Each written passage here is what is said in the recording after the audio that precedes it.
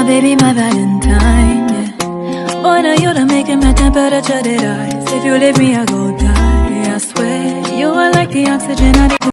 Let's take you to the Western Cape now. Police Constable Yanga Gongota has told the court of inconsistent evidence provided by Kelly Smith, the mother of the missing 6-year-old girl, Jocelyn Smith.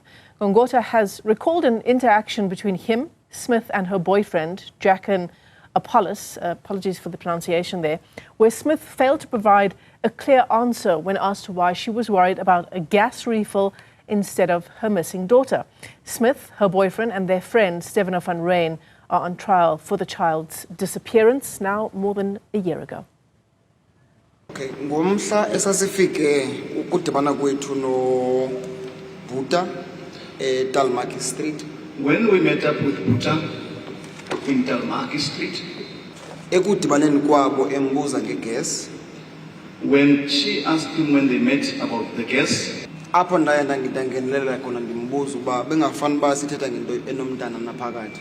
That's when I interrupted her. So I wanted to know from her, why didn't she ask about the child?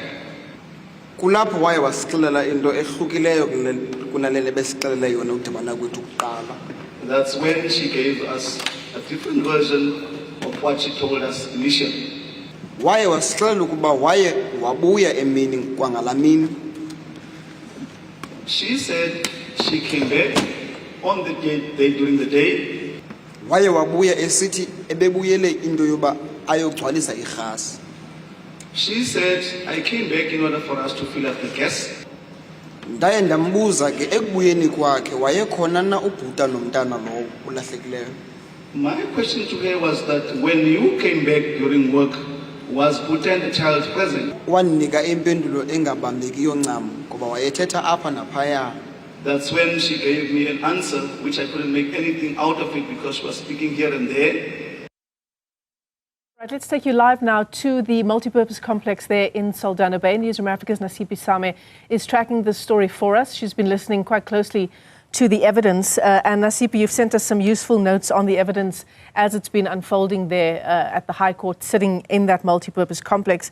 Perhaps one of the most worrying points that you mention is that Buta, this is the boyfriend to Kelly Smith, also known as Jacqueline Apollos, told officers that they were smoking drugs, and while they were enjoying themselves, Rensha, who's the girlfriend of one of the other accused, asked Jocelyn to check on her baby, who had been sleeping. Was this on the day that Jocelyn Smith disappeared?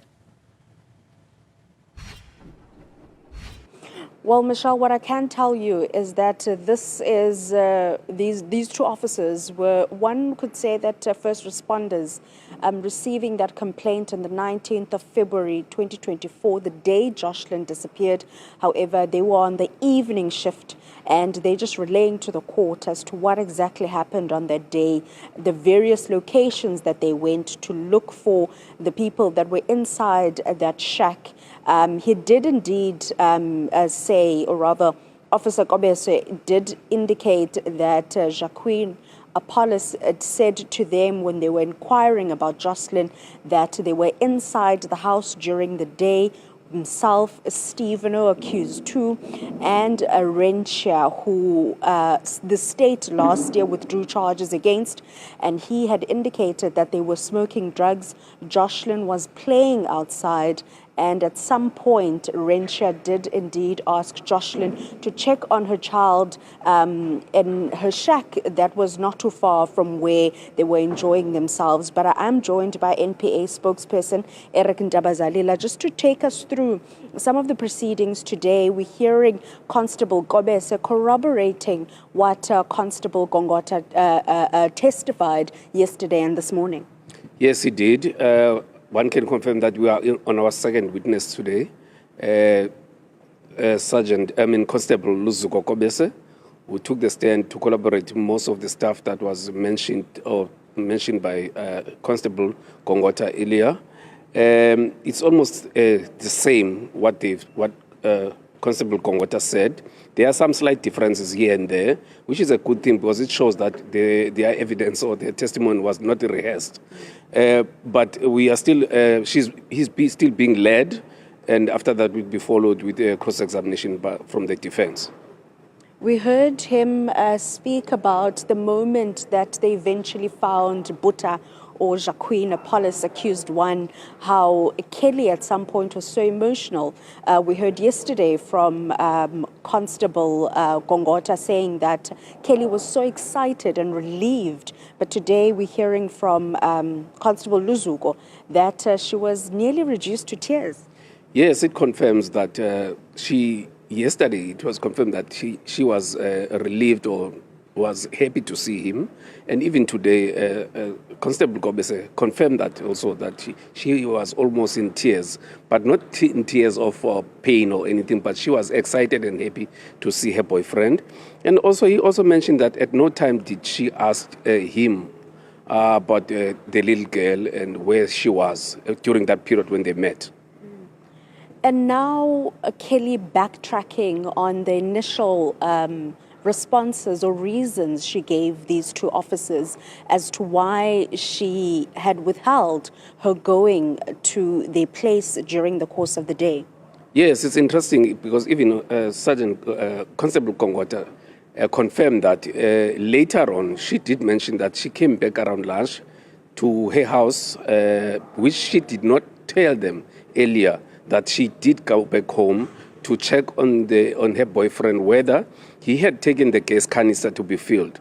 So Sergeant Kobese also confirmed that the reason, she told them that the reason she came back around lunchtime is because she was concerned that he might not have taken the gas canister to be filled.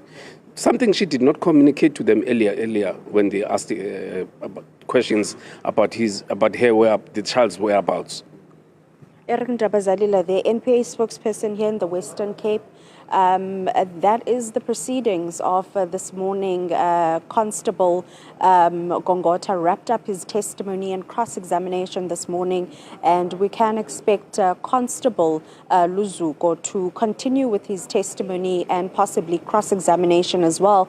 And yesterday we saw a number of residents, including the family and loved ones of Jocelyn Smith, attending court proceedings. However, today we're seeing quite a reduced size in terms of the number of people that are here, and many a times we've heard the community saying that all they want to hear is where the missing girl is. And if you remember, Michelle, just a couple of weeks ago, we were back here in Saldanha Bay building up to this trial where the community was commemorating a year since she had disappeared. We do understand that investigations are still underway, as police are indicating that they are still looking to locate the missing girl.